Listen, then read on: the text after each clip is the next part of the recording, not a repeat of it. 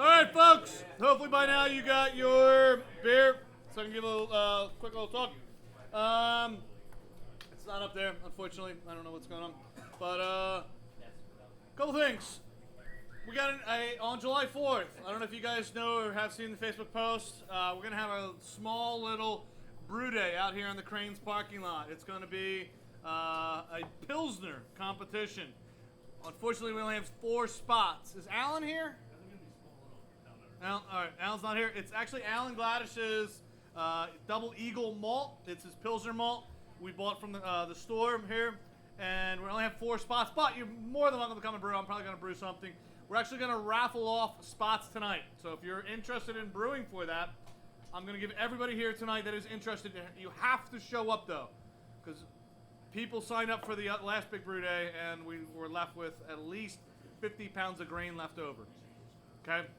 So that's a lot of grain. It's not going to waste, don't get me wrong, but it's still kind of weird. You sign up for something, you don't do it. But so on July 4th, make sure you make sure you look up on your calendar whether or not you can do it.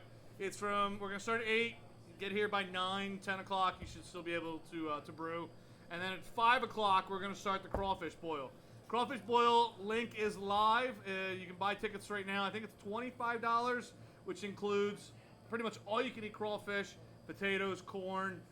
We should have some other sides that people are going to bring, plus lots and lots of beer. All right. If you don't like the beer that we have, bring your own or whatever you like to drink. All right. So that's July 4th. I will raffle off tickets later tonight. Just somebody remind me. Print material for the club's coming in. We're going to get a whole bunch of different stuff. We're going to get banners. We're going to get a whole bunch of flyers. Lots and lots of new stuff that should be ordered by sometime in August. Should get here. If you participated in the Big Brew Day Smash, that was the Maris Otter Smash. Hopefully you brought your 6-pack tonight. If you didn't bring your 6-pack tonight, I hate you. Or if you kegged it, you completely screwed up entirely. I think everyone but like 2 people. Yeah. Some people actually followed. But I do have the results for that. You guys want me to tell you now? Who won? Yeah. I gotta remember. You were betting on everybody saying no. It's Frank, right? You're on the spot. Mike. Me, Who? I did it. Where's Clegg? Clegg! She's on the phone. Oh. Pretty sure it was Frank, was it? Well, I left the notes. You know what? How about this? This is gonna kill you. I actually left the stuff at home after it. Who won the smash? I can't remember. Frank did. That's what I thought. Okay, Frank, where are you? He's probably fixing the Frank! Frank! There he comes. Oh. What are you doing? I'm talking about you. God damn it. You won. You won the smash. Yes! Yes! I finally won a beer competition. Yes. You were the only one that competed, though. So. Yes! And you have to pay $24 for your membership. You don't win anything. No. You get to come here. You get to come here with Drew and brew a bigger beer. Using Maris Otter. All right, man. Right? That's. Be careful that Drew takes you about 13 hours in Sparks. let me sparge first. I need complete concentration. Yeah, you get to come here. We're gonna give out the sheets, right? Yeah, I got him at home. I'm gonna run home. We got another 6-pack of beer tonight. Yeah. So you get to try Frank. What was she Hey guys, come on. Frank was one of the few people that actually followed through and actually did bring a 6-pack. So you get to try all of those beers. So it was really tasty. I'll tell you that. Second place was.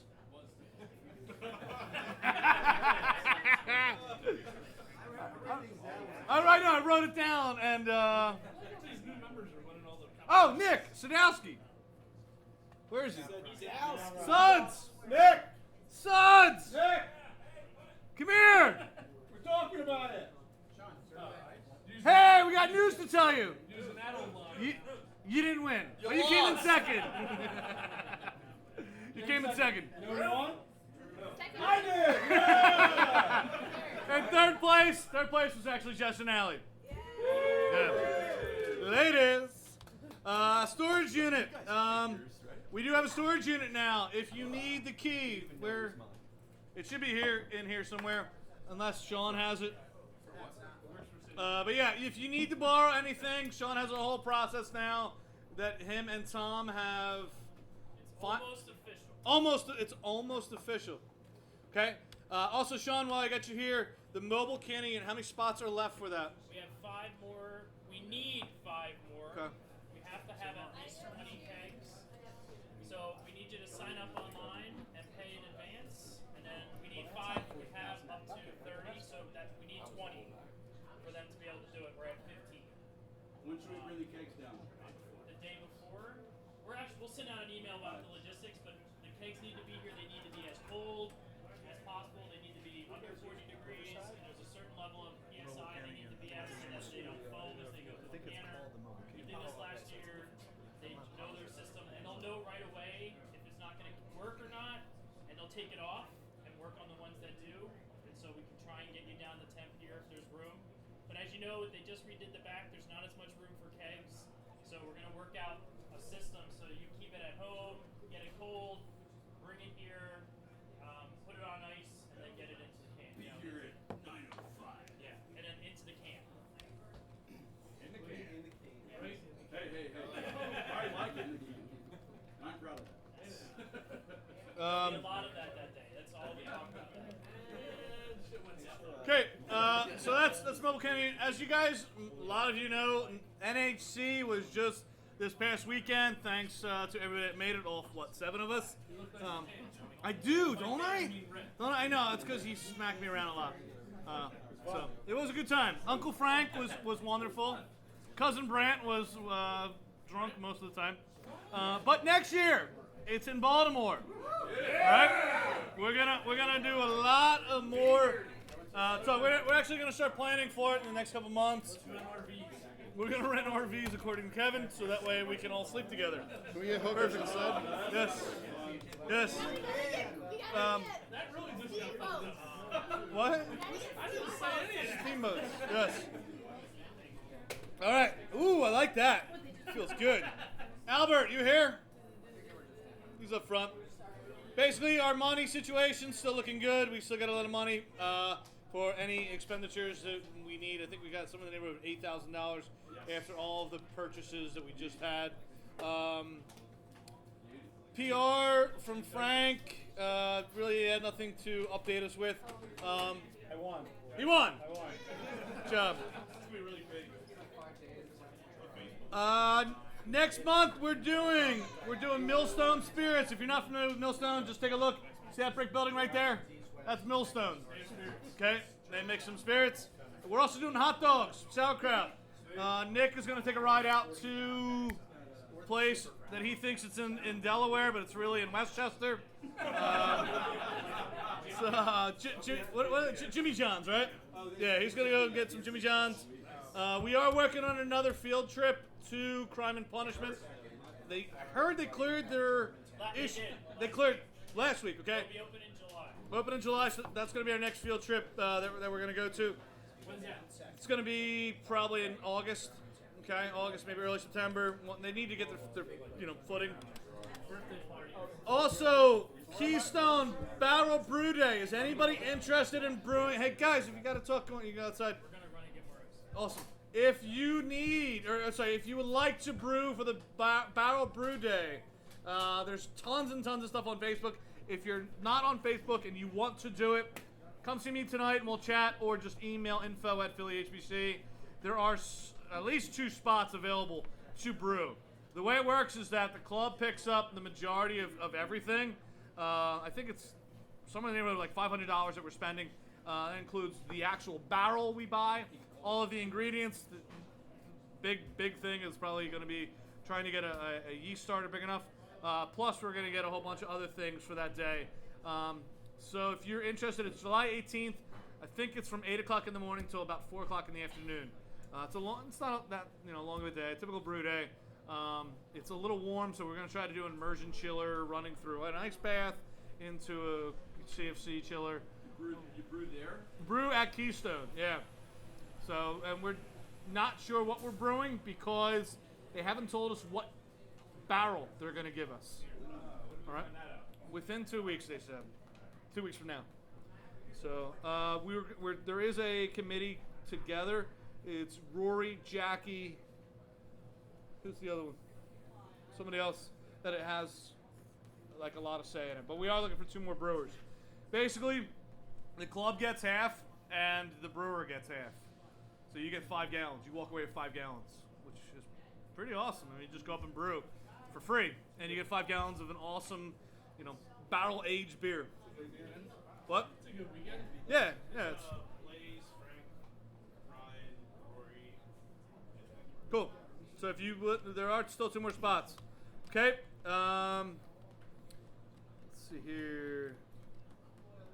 Philly Homebrew Outlet's looking to do a GoFundMe for the work that they did in the back. That should be up within the next week or so. Made on American Street. We are taking, not tonight, don't tell me tonight because I'm never going to remember.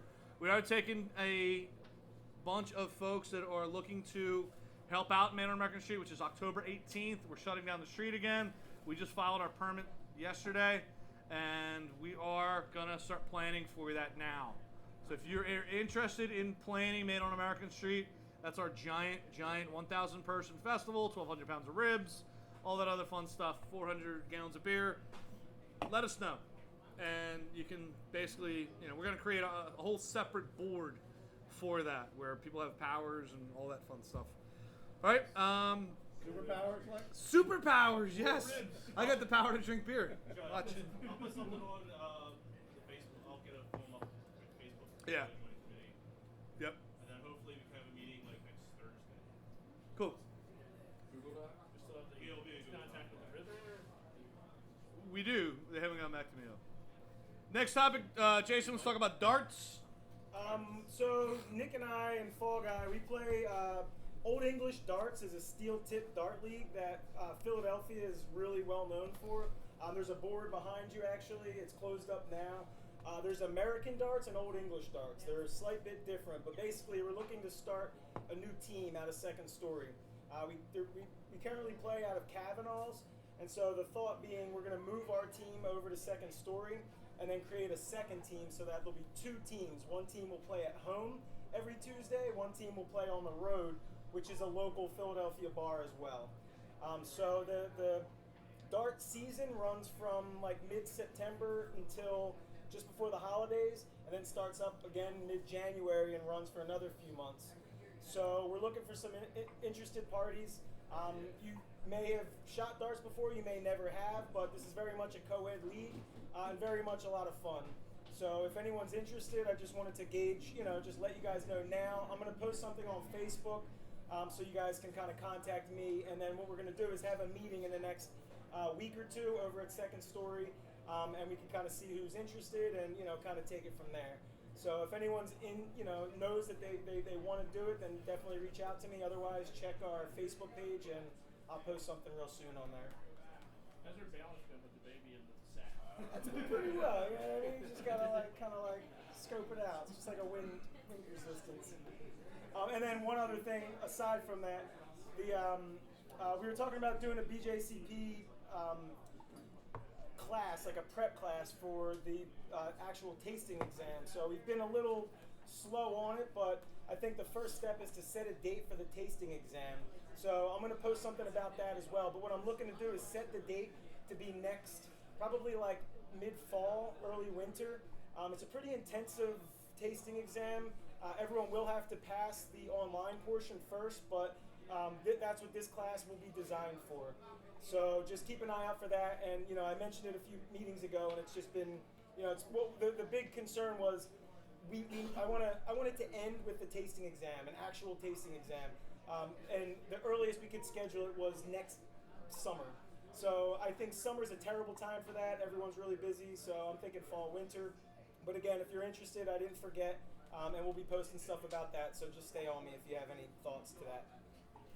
Couple last quick announcements. If you guys don't know by now, I am running a Pro-Am July 18th as well.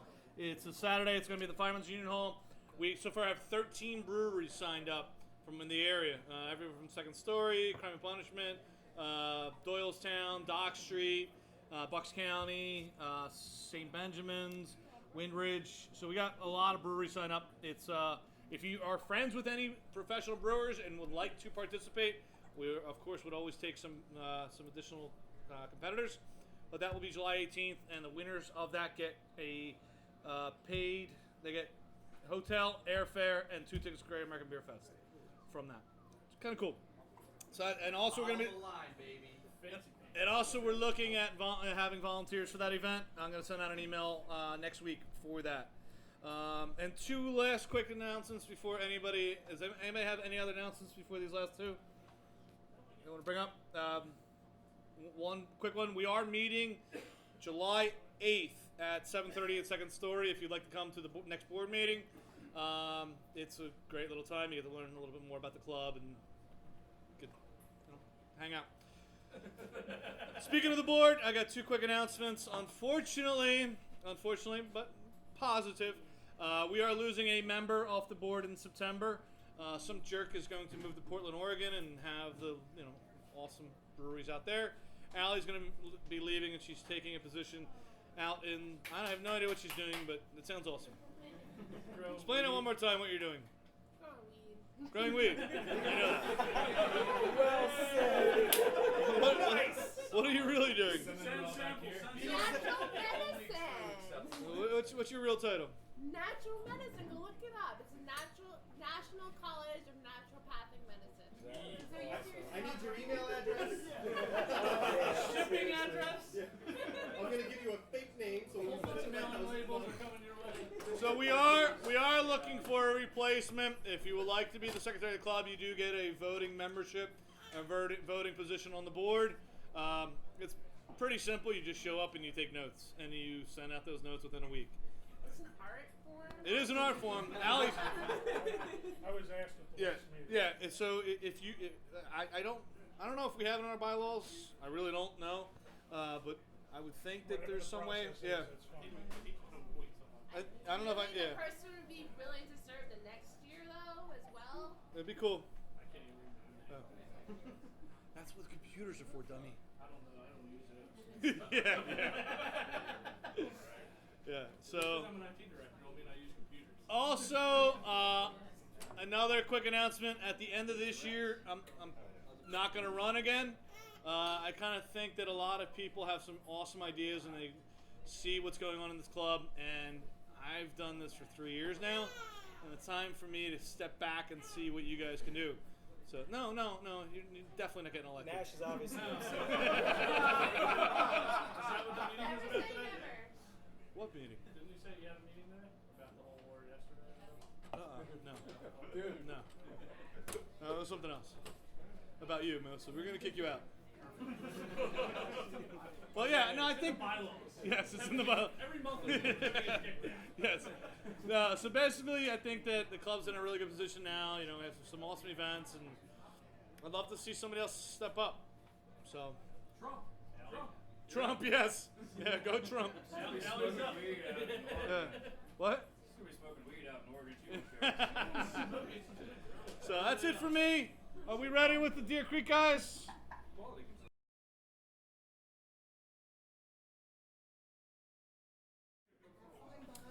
So I think Sean wanted to have a little discussion of the people that brewed. Is that correct? Yeah. So just real quick for the 5 guys that brewed for the Deer Creek, why don't we just go around? Jason, Tim, Dan, I know Frank, Mike, just say what you did and where it is, and that's why they're in kegs, is so that there's enough for everyone to taste and drink tonight. It's all the same base malt, which Josh can tell us more about, but it's a smash, so it's a single hop.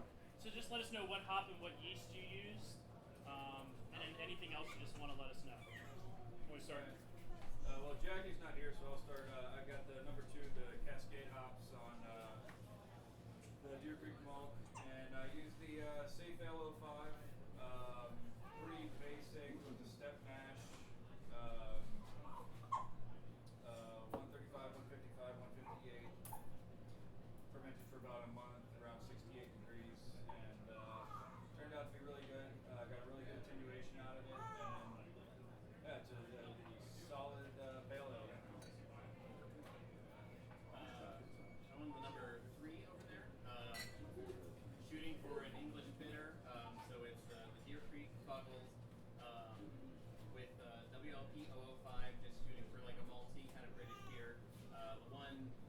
twist is that I toasted a pound of the malt in the oven for 350. Sorry.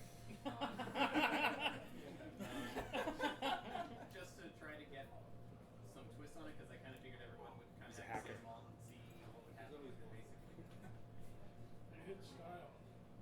Yeah, it's good. Lost. Good beer. Mike? Yeah, so mine's a pretty straightforward pale ale with White Labs 001.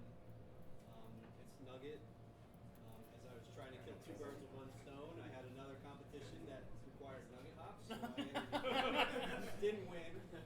Sort of a popularity contest, but That says I'm more. not that popular. I was gonna say that's sad. I didn't bring a big enough crowd. So. It's right here in the bucket with the long picnic cap, and it's about 10:45 OG. We're at about 68, about maybe a week, and then secondary dry hopped it with another ounce of so, How did it finish? Pardon? What did it finish at, gravity-wise? It was like 10, 10:04? Yeah. Yeah, I got pretty good. Wow. At Yeah. I mean, it's Holy cow. yeah. I mean, it's checking in like a 5.5, 5. Okay. That's great.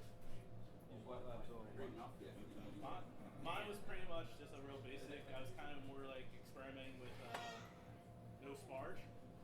So what it has is side toast, hops. It has an East Coast yeast, and then it's dry hopped as side toast. Which East Coast yeast? It's the White Labs. I forget what the number is. Which one? East Coast. East Coast. East Coast White Labs. East Coast. That's the short. Oh, yeah. Yes, that's the I haven't short heard that one either. short picnic tap on the left in the bucket. Cool. And then Frank, yours isn't here, but Mine's not here. It's an actuality. The Maris Otter Saison I brewed that didn't hear I won.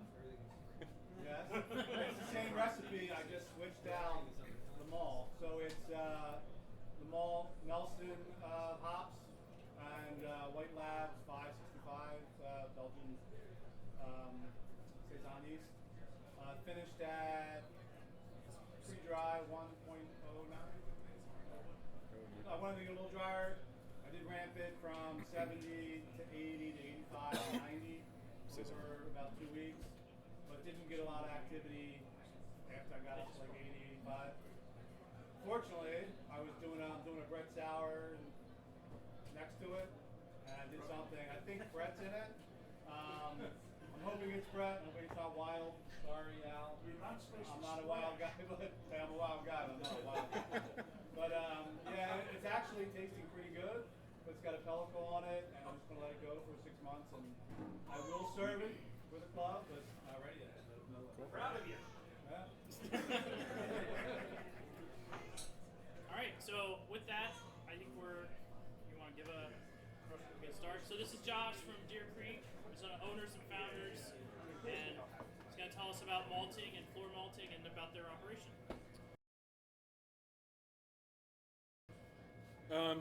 My name's Josh. I'm a home brewer.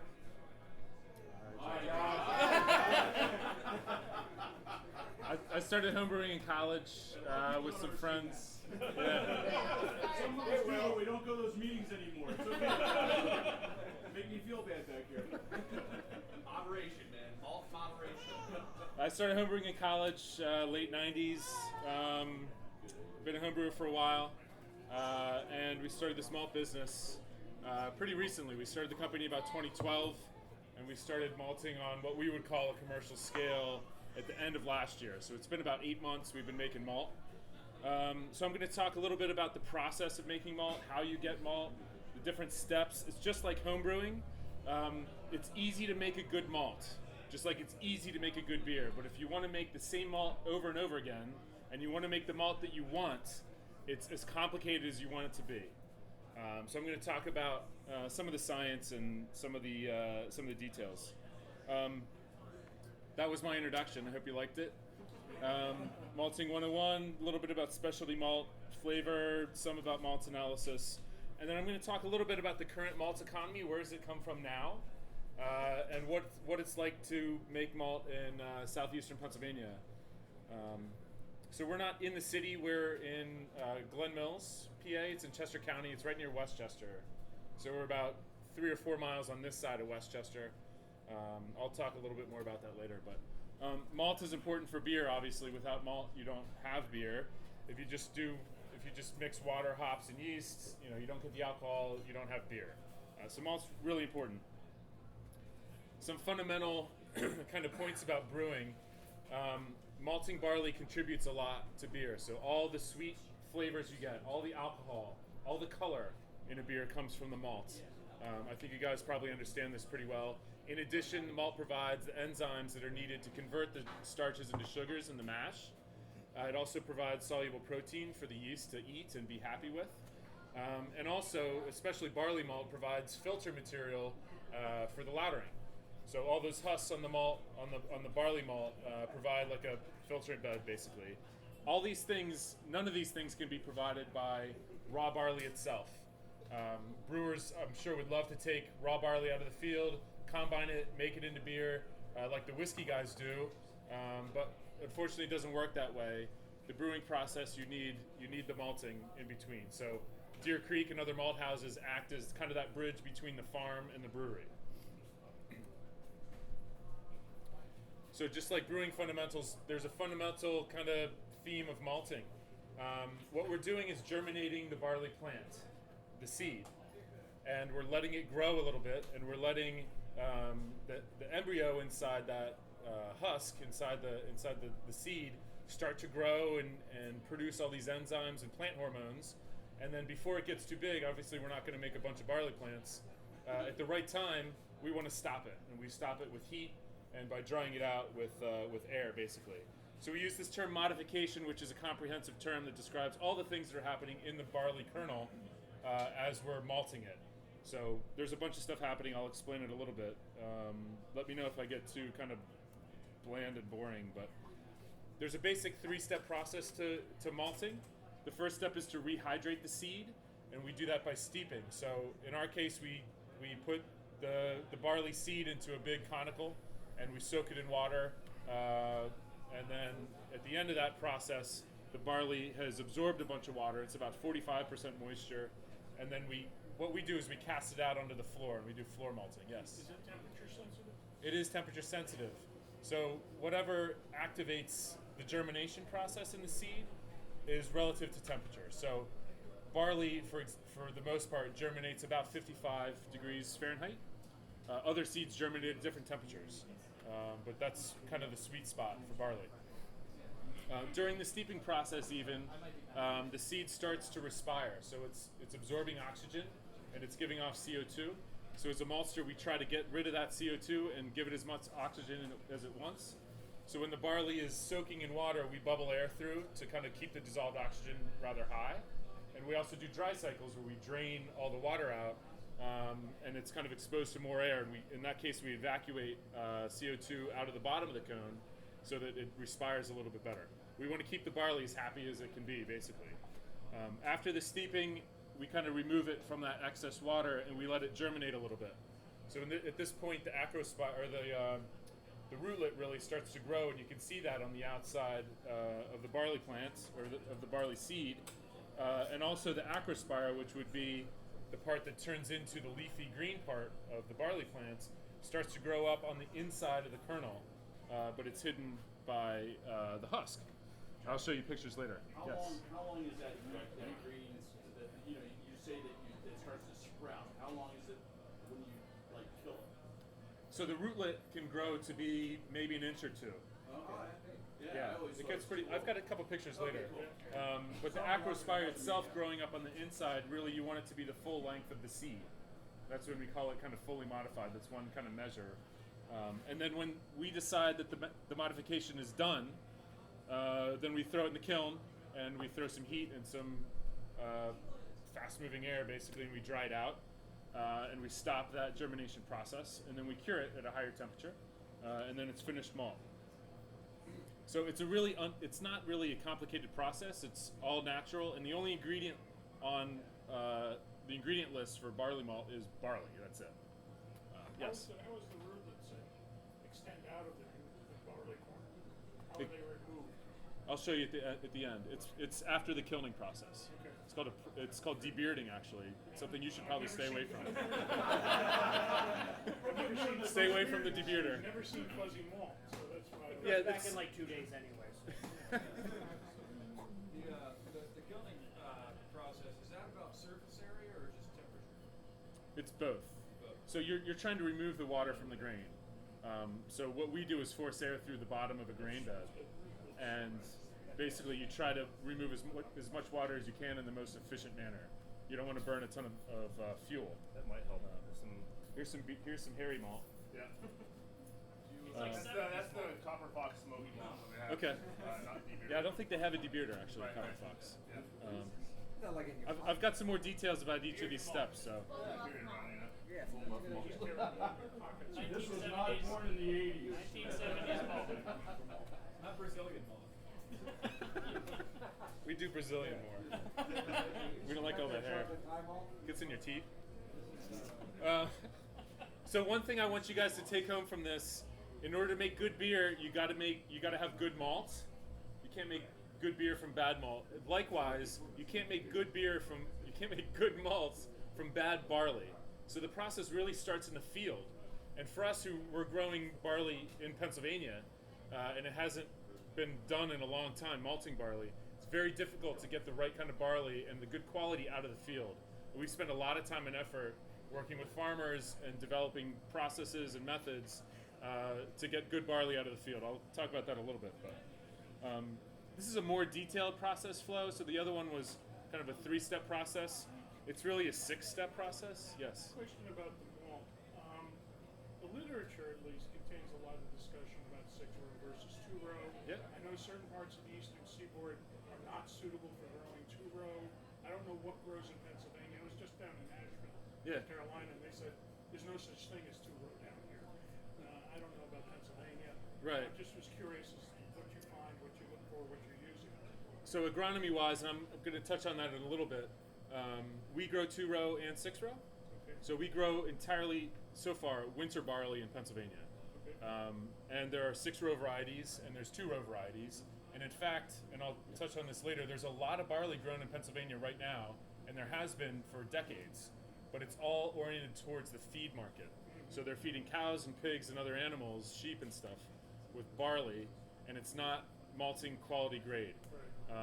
And there's some significant differences in terms of if we malted it, the extract, the protein content would be very different, and probably you could make a beer out of it, but it's not what people are really looking for. And there's some varieties of 6-row that are grown here as feed that are okay for malting. And we in Riverbend, maybe you went to Riverbend in North Carolina. They're another malt house in North Carolina. They use almost exclusively 2-row, and has not been approved by the Malting Barley Association as an approved malting barley variety. But now they've lobbied to put it on that list, and now it's going to be on the list for next year. All the breweries down there told me that all the local barley is 6-row. Right. It's all Riverbend, I think. They do floor malting down there too. So it's complicated, and I'll kind of touch on some of the agronomic That's a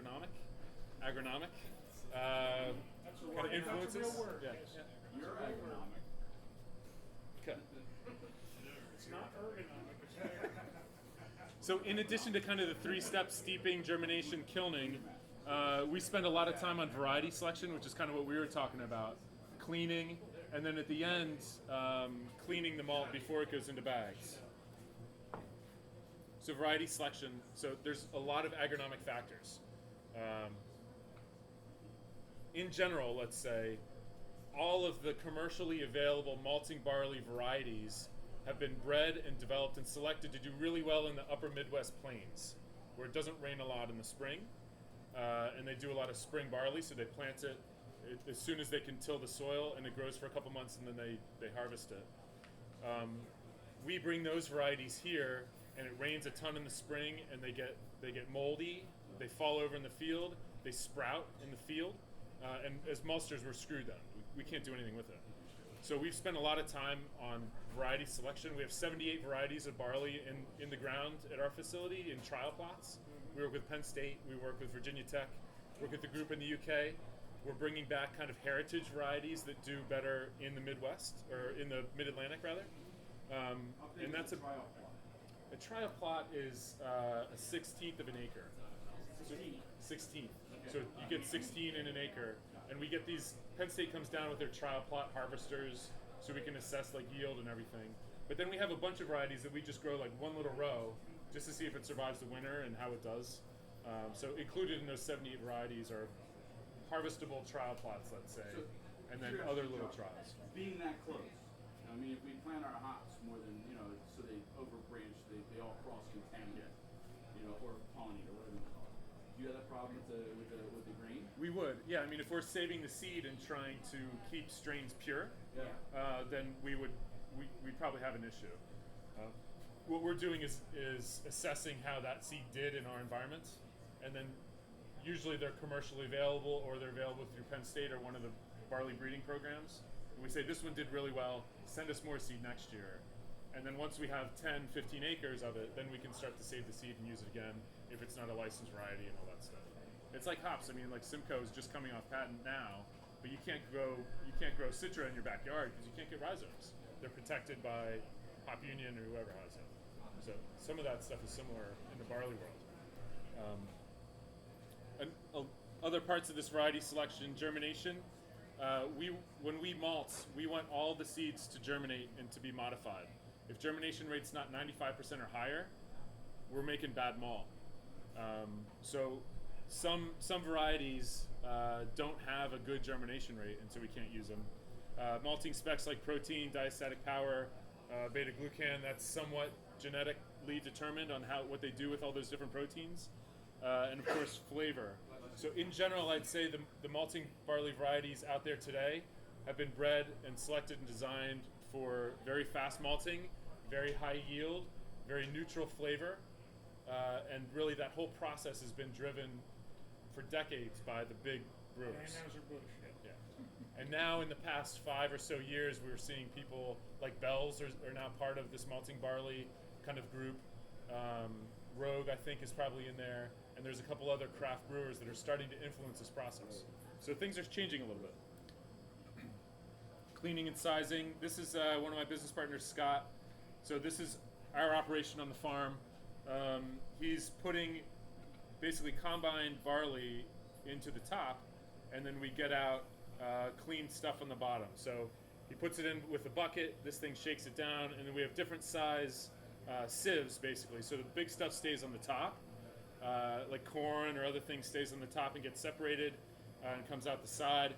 And then the very small stuff also comes out the other side. We also have an aspirator that blows stuff out the front. It's kind of a slow process, but it's what we have. And then, so these are the fines that come out the other side. So if it fits through like 5/64ths, it comes out the side. And then the good stuff, the Goldilocks zone, gets augered up and then into this super sack. So this is the good, clean barley that's coming out the back here. Super sack. Super sacks are important. So that's cleaning. Steeping is, like I said, we're soaking the grain in water. This should not be blocking here, but so basically we're cleaning the grain, we're rehydrating it, and we're trying to keep it full of oxygen. So we do cycles, 8 hours wet, 8 hours dry, and we do it for about 36 to 48 hours. And this just looks like the water's boiling, but we're actually aerating the water in this case to keep up the dissolved oxygen and actually move the grain around a little bit too. If you have static pockets, they start to starve for oxygen, and it's not nice. You're pushing pure oxygen. It's air. Air. Whatever. I don't know, what is it, 16% It's or not a something? lot of oxygen.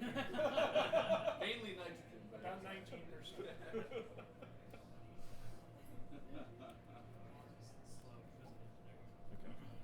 So the next step is germination.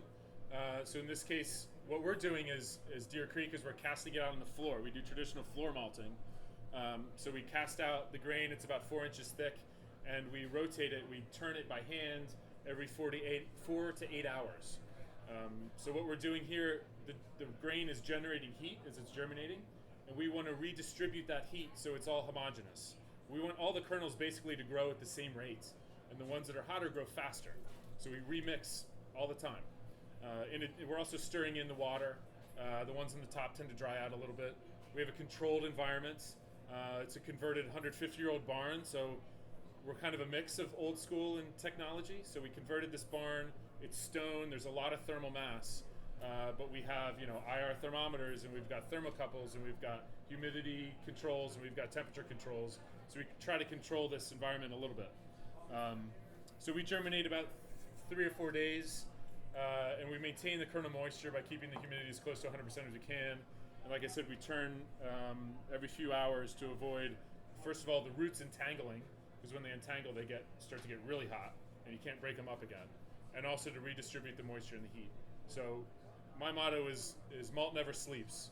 So somebody's got the midnight shift, somebody's got the 4 a.m. shift, somebody's got the 8 a.m. shift, and it's a lot of labor. Go in there with a big flat shovel and just flip it. Yeah, there's a video. So here's the rootlets before they're dried. The people who saw the hairy malt over here, these rootlets are dried, so they shrivel up and they turn kind of dark. This is when the barley's still alive, basically. You can see they're kind of fat and white. And then that's a picture of our germination floor on the left. That's our traditional malt rake. We use that a little bit, but it involves walking on top of the malt. And what we do now is, you can see there's a lane open on the left. Actually, on this picture, there's 2 lanes open, but we leave a lane open on one side, and we go through with a shovel, and we shovel a row into that open lane, and then we shovel the next row into the open lane that we made, and we go through the whole thing. It takes about 45 minutes. So when it snows and you're like, oh, let's shovel the driveway, it's like, big deal. We're used to it. Here's a video of, what's that? How's it done commercially? So commercially, on a large scale, it's done in a pneumatic situation. So you have a big grain bed. It's usually thicker than that because they fit more into a space, and they force humidified air, cooled air through. So the humidified and cooled air takes away the heat. And then in order to avoid root entanglement, they have mechanical augers that run through. So large commercial scale malt houses like RAR, Great Western, Cargill, and even Brees now does 400-ton batches. Brees does 200-ton batches. So they do 400 tons at a time, several batches a week. This scale, it takes us 5 years to make 400 tons. So it's a very different scale. It's very much like a craft brewer and Budweiser. There's a lot of kind of ties in there.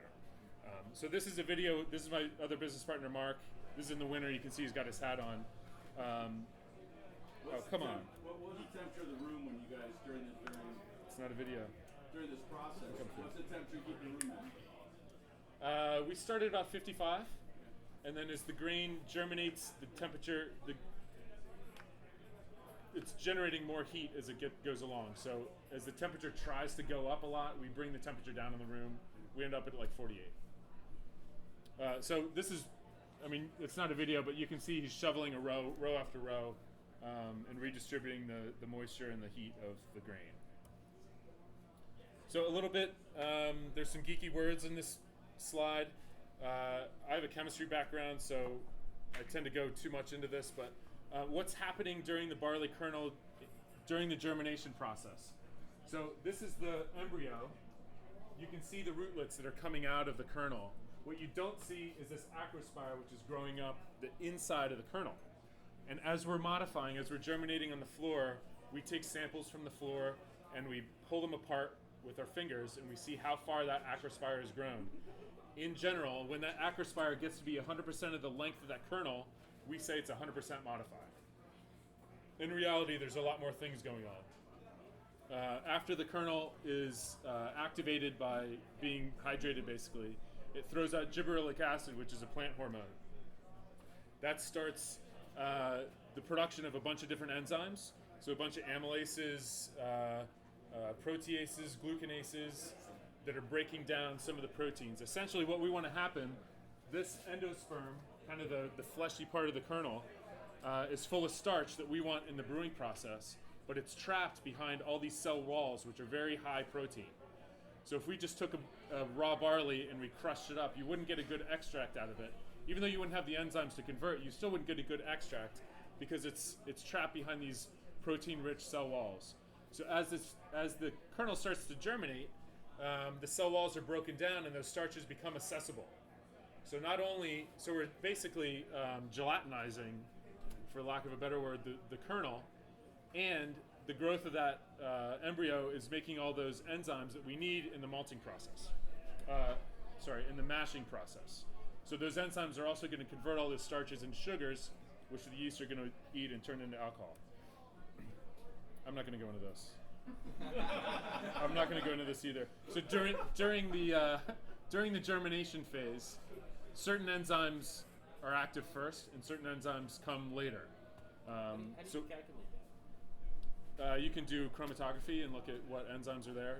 We don't have a comprehensive lab at Deer Creek, but we do a lot of testing ourselves. Okay. We send out for things like diastatic power and protein. We don't have a lot of wet chemistry. But we do a lot of, we have a UV vis, we have a lot of measurement kind of things. Okay. And then after the modification has gotten to the right point, so all the enzymes are there, the proteins are pretty much broken down, and the starches are accessible, but the plant hasn't started to use those starches to make a barley plant. We want to keep those starches there because that's the extract, that's the good stuff in the mash. Then when that point is kind of in an optimum place, then we dry it and we kiln it. Do you have a question? I think you answered it. I wanted to know where the sweet spot was.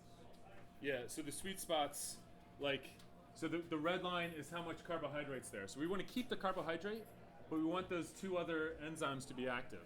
So it's right around 84, let's say. Okay. Somewhere around there. Thanks. Curing and drying takes about 24 hours, depending on the malt type. It starts with, the first step is just getting rid of the water. So we're blowing hot air through as efficiently as we can, and we're reducing the amount of water in the kernel. And then we raise the temperatures to certain ranges to activate enzymes or not. And then the last step is curing. Once it's pretty dry, we kiln it to a higher temperature to develop colors, melanoidins, do all kind of Maillard reactions. We can do different things at different temperatures. Here's a picture of our kiln. We converted a shipping container into a kiln. We kind of like the idea that this tool for international trade that's probably been around the world a couple dozen times, we've parked it and made a part of a hyper-local business. We lined it with Pennsylvania hardwood, it's poplar, and then we have a stainless steel false bottom. So this little window you see in the back is actually the outlet for the air.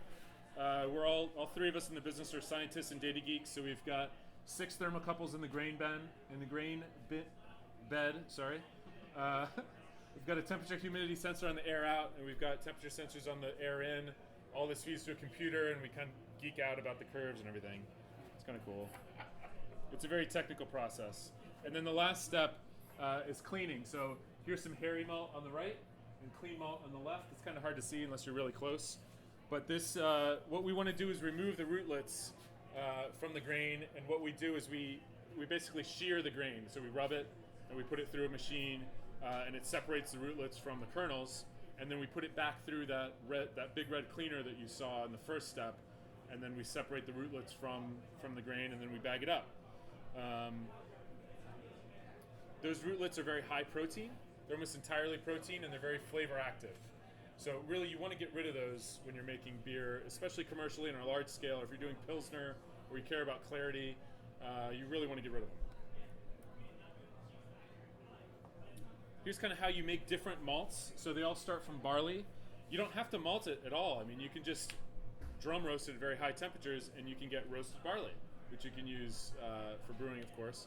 But the base malt you need has all the enzymes, so you do have to make what we call green malt out of it. So green malt is before you put it in the kiln, but it's fully modified or modified to the degree that you want it to be. And then there's a couple different. I'm used to having this cursor here. Do you see that? No. So on the left side, we have what we call low temperature kilning. So you dry it out first, and then you hit different temperatures to get different types of malts. You can also keep it wet and stew it at a higher temperature, and that's how you get your crystal malts, your caramel malts, because they're actually converting inside the husk. So we're basically mashing them in the husk, in the kiln, and then we dry them out.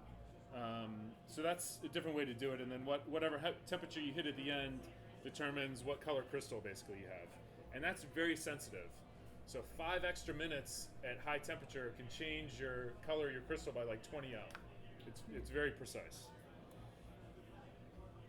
I think you guys. Measure that like the quality control, or is like are you just like assured in your process? Like It's process engineering and testing. So we haven't made any crystal malts yet. Our kiln, because it's lined with hardwood, we don't want to take it too hot. It puts a lot of wear and tear on the lining.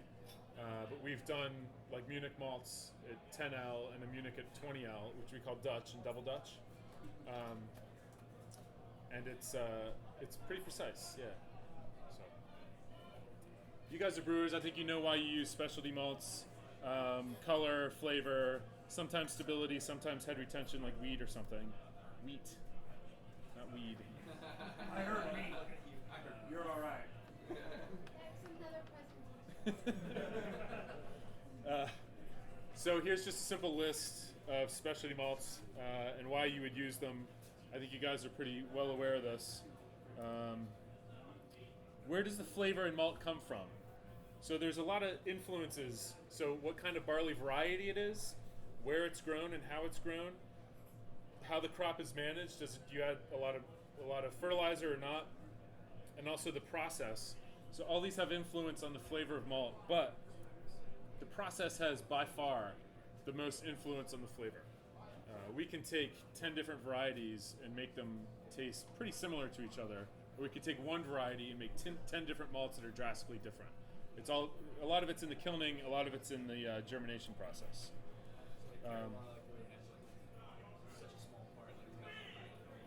What's that? There's something to it.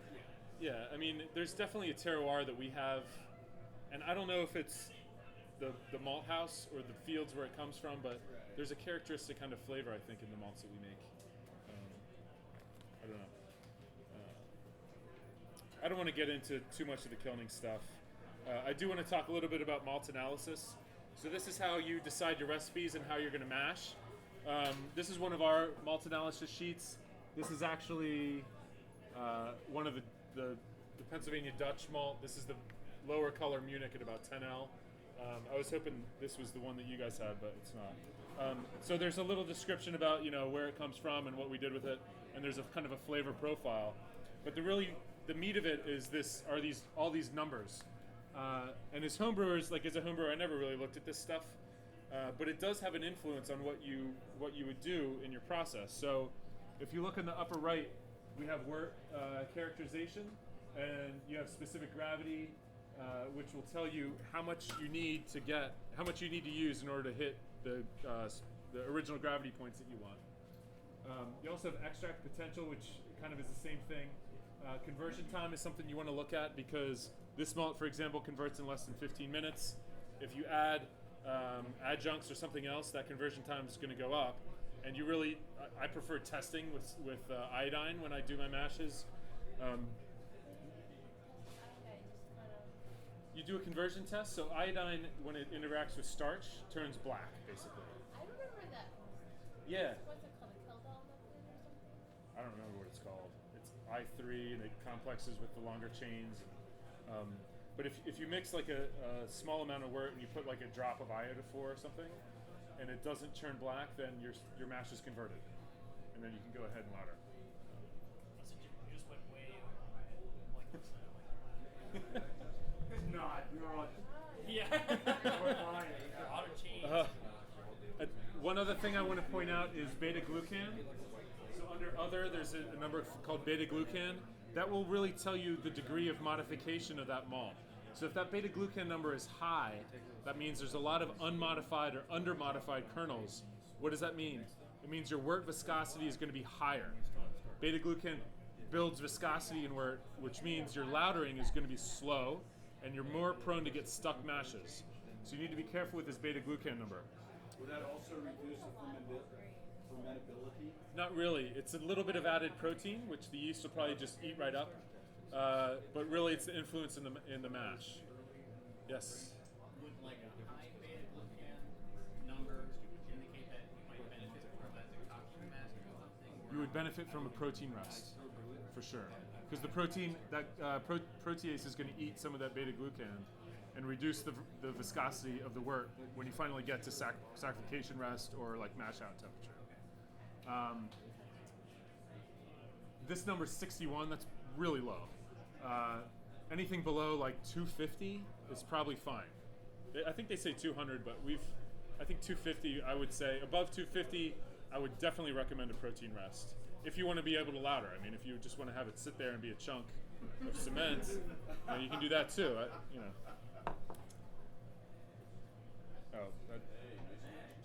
Sweet. I want to talk a little bit about the local malt thing. So Deer Creek started with a question. We would go to breweries and we'd say, you guys have local meats and local cheeses and local produce, but they'd get their malt from Europe or Canada or the upper Midwest, and it was shocking to us. Blaze is not here. You can say whatever you want to say about Canadians. Nothing wrong with Canadian malt. I mean, it's just not local. So, and as we kind of got more into this thing, it turns out there's some major barriers in developing and making local malt.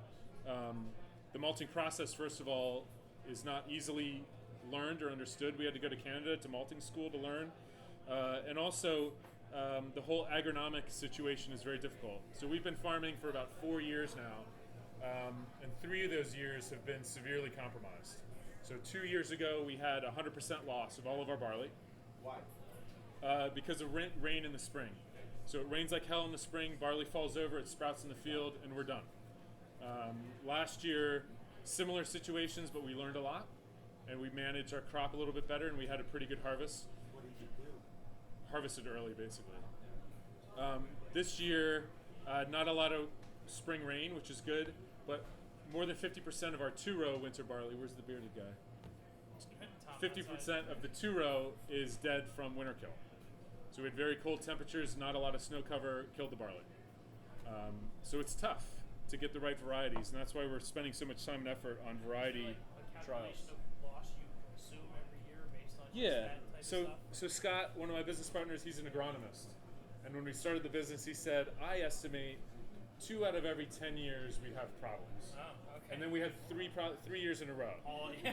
And then he said, I don't know if that means... That's 15 What's years that? Is that based on a single cultivar? No, we've grown a lot of different types of barley. I think it's just because of the way our climate has shifted a tiny bit, or like I don't the know. extreme weather. A lot of it's experience too. I mean, after our first 100% loss year, we learned a lot and we were able to save the next year. But we can't really do much about winter kill. Okay. Yeah. So, we're doing what we can. What I have a about question. pets? What made you go from Sorry, like? 1 second. I'm sorry. What made you go from like I love homebrewing to like I want to spend 24 hours malting barley? Like, Good question. yeah. Like, how did you go? That's like what a. So I'm a chemist by training, and by trade I spent 15 years in specialty chemicals. I didn't really want to do that anymore. I worked for an oil major, and actually where I worked was kind of green chemistry, but it's still based on, I don't know, I was sick of the whole corporate thing. I mean, there's a lot of brewers, I think that's a lot of their story too. So I went to MBA school in Villanova, and I met my business partner Mark, and we got along really well, and we did a couple group projects and stuff, and we said, okay, let's start something. What's it going to be? And we kind of went through a bunch of ideas, and supplying brewers with local malt seemed like a great idea to us. And so we just kind of jumped in and started doing it. Yeah. We're the first commercial malt house in Pennsylvania since Prohibition. There's more now. Alan, who's one of your members, right? Yep. He's started a malt house as well. He's doing the more pneumatic malting type. So we're not the only, but to me it's an idea whose time has come. Yeah. There's small malt houses popping up all over the U.S. now. I was just up in New York. I went to a distillery called Hill Rock, where they do like grain and glass, basically. Okay. Whiskey. They also grow their own barley. Yeah. It's awesome. Yeah, it's really cool. Really cool. Copper Fox does the same thing. I saw your shirt. Yeah. Yes. I don't know if it's a varietal, but when I was making the Deer Creek beer, it seemed like the kernels are just like larger than what I'm used to. Is that a common thing for whatever variety? Steroids. You guys choose? Plant Yeah. steroids. GMOs. No big deal. No big deal. Don't worry about it. Step away from the barley. So that's a good point about GMOs. Actually, there's no GMO barley on the planet anywhere. Really? None. Seriously? Does not exist. Wheat either. Wheat. You said Either. weed. Just saying. I don't know about weed. I mean, I know a little bit about it. Penny money. I don't know. GMO weed. Yeah, I think the big Monsanto and them. I don't think it's a big enough market for them to really go after. Yeah, yeah. So why? So when we sort and we clean our grain, we clean it over 6/64ths. So that naturally selects 6/64ths of an inch. So that naturally selects the biggest kernels. We throw out about 20% of the stuff that comes out of the field. I don't know where your cake heard it, just like a larger kernel. Yeah, some of it's variety sensitive. So the stuff that you guys brewed with is 2-row barley, which is naturally a little bit larger. Yeah, it's a good thing. Yeah. Yes. On the subject of environment, you guys have an environmental policy. What do you do? You just don't even know if they're here. That's a great question. So we're on a big farm. We have 47 tillable acres where we are, and we talked to the township about the water use, and they said the best thing is to field apply it. So we irrigate crops. We reapply the water that we use back into the field where we are. You can't always do that. I mean, it depends on your environment and where you are. It works great for us. It's well water. When you're not growing, I guess. So we grow some barley ourselves, and we grow other crops as well. We contract grow with farmers. So in that case, like we provide the seed, we provide the crop management guidance, and we provide a pretty healthy bonus if they meet malting spec with their product. And generally, if they listen to us, they do.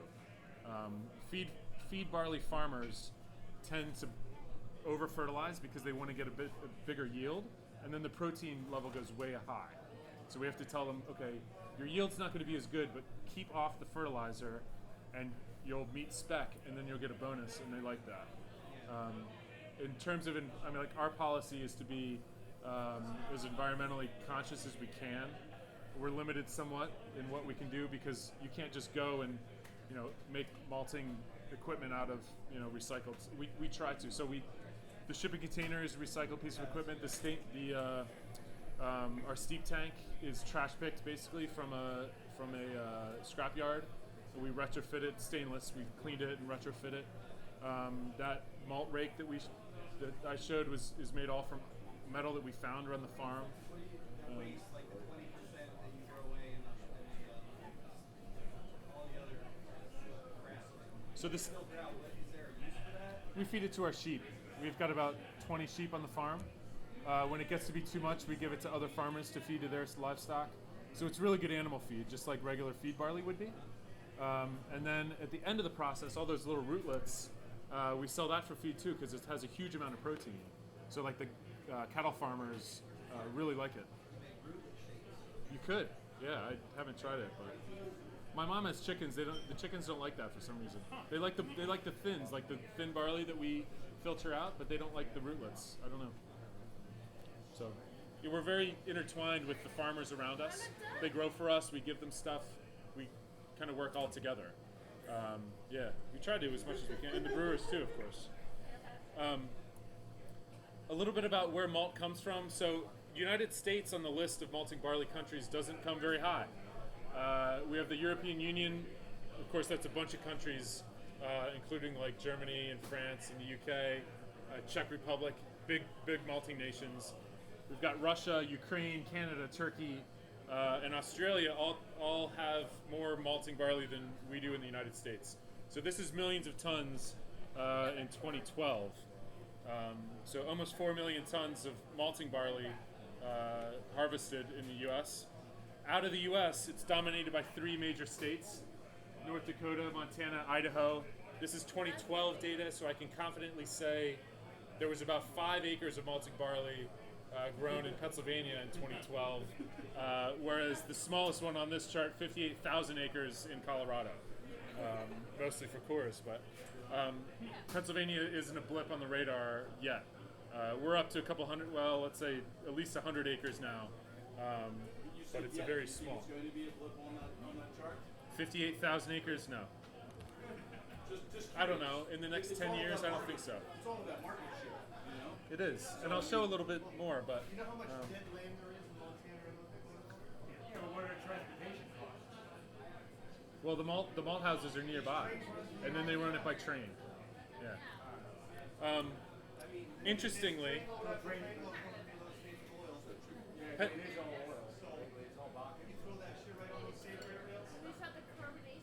so Pennsylvania is an agronomic powerhouse, but like most states in the U.S., it's dominated by corn and soybeans. About 15% of the agronomic crop acreage is a category called small grains.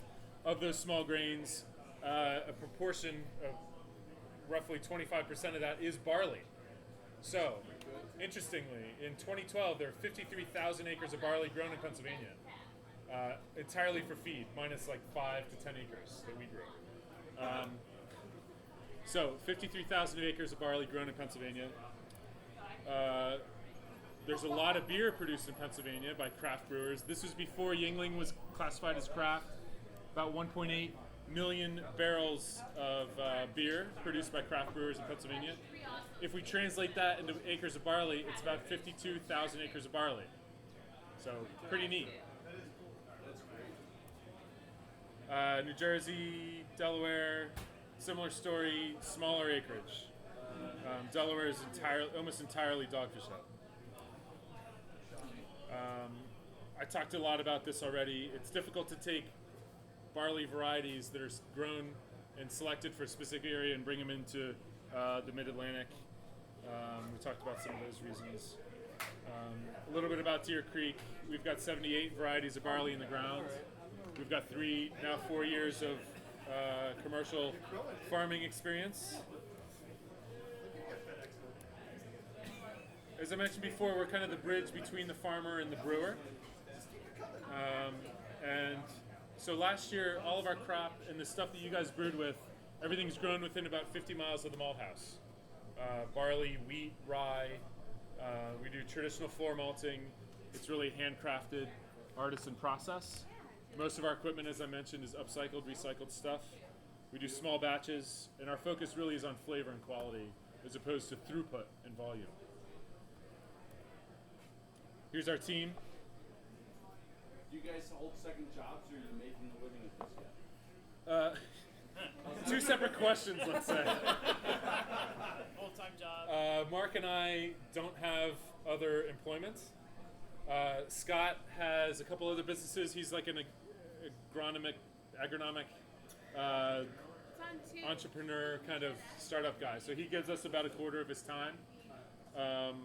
Mark is making the product, essentially, and I'm out there talking to brewers and trying to get them to try and use our malt. Making a living, we'll see. Yeah. I haven't been paid anything, if that's what you want to know. No, I'm just, How long can I hold my breath? Any business venture, right? You look at any of this, Yeah. and you look at, will it come? And I hope it does. I mean, this is great. Thanks. This is especially with the benefits for Pennsylvania brewers who use Pennsylvania grain. Yeah. I mean, when you start And the looking farmers at- too. Yeah. I didn't talk too much about it, but when you grow winter barley as a farmer, you plant it in the fall, and it grows throughout the winter and acts as a soil, as a cover crop. Yeah, absolutely. Which a lot of people use rye for that. And then in the spring, farmers will typically just turn it under. They won't even let it grow to seed, the rye. They'll just trash it. With the malting barley, they can harvest it. They have a cash crop, and it's harvested early enough in the season. Actually, we're harvesting probably next week. They can still plant soybeans, so they can double crop. So there's a ton of benefit to the farmer, assuming we can figure out this whole 1 in 4 years is Hence the reason why good we're doing kind of thing. 16 test cycles to make sure Yeah. that you can get 78 varieties of barley. That's amazing. Yep. This is phenomenal. Thanks. So we have a website. We're on social media and everything. There's a lot of brewers out there with our malts made into beer now. So Vault if used you guys it, have more questions. Like, locally, I mean, Vault, Jason and his brewery used it. Second Story has used it. I know Trodes and a few others. Yeah. used it. Sly Fox had a couple of your brews on. Yep. Sly Fox has a couple beers. Oh my gosh. Actually, so No. Oh, no, it's all I said, oh my gosh. I'm sorry. I've already liked it on Facebook. I'm 614. Sweet. You said Yeah, I don't we mess just around. 614. Yeah, I don't mess around. Nice. All right. Free Will was the first actually to brew with our malt. They have a saison on now. The batch that you guys brewed with was made. Pizza Boy made a saison with that same batch, and Terry said it was the fastest runoff he's ever had on that system after 300 plus batches. Wow. And that's actually I think our highest scored beer on Untapped. It's like 4.05 or something. Really good beer. A couple brewers in the western part of the state. Victory has a beer on now. Trogs is working with some stuff. Who's in the 717. Okay, that's it. Yeah, we have a Fegley's. There's a lot of brewers using our malt right now. Congratulations. Thanks. Round Guys has a beer on right now called the Girl from Oklahoma. She's hot. I don't know why they name it that. She's only got 2 teeth, but she's hot. She's a cork soaker. Yeah. I Indeed. just thought about thinking inappropriate things to say. So if you guys have questions, I'm happy to talk to you afterwards. Or yeah. So I hope you guys learned something. And Thank you.